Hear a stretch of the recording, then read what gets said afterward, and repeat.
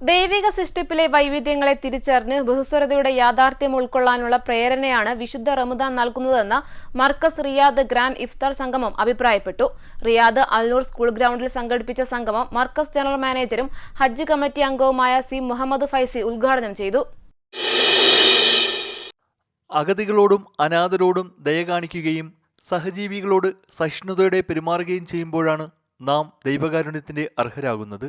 ലഭിച്ച സമ്പദ് സമൃദ്ധിയിൽ അഹങ്കരിക്കാതെ പാവപ്പെട്ടവരുടെ കഷ്ടപ്പാടുകളിൽ സാന്ത്വനമേകാൻ റമദാൻ അവസരമൊരുക്കണം. പ്രകൃതി വിഭവങ്ങളുടെ സംരക്ഷകരാകാൻ വിശ്വാസികൾക്ക് സാധിക്കണമെന്നും മുഹമ്മദ് ഫൈസി പറഞ്ഞു. കേവലം അന്നപാനീയങ്ങൾ ഉപേക്ഷിക്കൽ മാത്രമല്ല വ്രതമെന്നും തിന്മകളെ വെടിഞ്ഞ് നന്മകളെ ഉൾക്കൊള്ളാനും സഹജീവികളുടെ പ്രയാസങ്ങൾ തിരിച്ചറിയാനുമുള്ള പരിശീലനമാണ് നോമ്പിന്റെ അന്തസത്തയെന്നും അദ്ദേഹം വ്യക്തമാക്കി.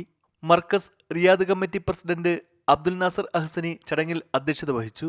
ഷിഹാബുദ്ദീൻ മുത്തന്നൂർ തങ്ങൾ മുഖ്യപ്രഭാഷണം നടത്തി. ICF Riyadh region president Muhammad Kutty Saqafi, Abdul Rasheed വഖാഫി തുടങ്ങിയവർ സംസാരിച്ചു.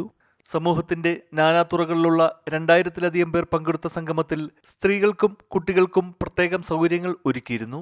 ഫസൽ കുട്ടശ്ശേരി, മൻസൂർ പാലത്ത്, അബ്ദുൾ റഹ്മാൻ സഖാഫി, കബീർ, മജീദ് ഹാജി, മുജീബ് കാലടി, അബ്ദുൽ അസീസ് തുടങ്ങിയവർ പരിപാടികൾക്ക് നേതൃത്വം നൽകി. ഷംനാദ് കരുനാഗപ്പള്ളി, ജീവൻ ന്യൂസ്, റിയാദ്.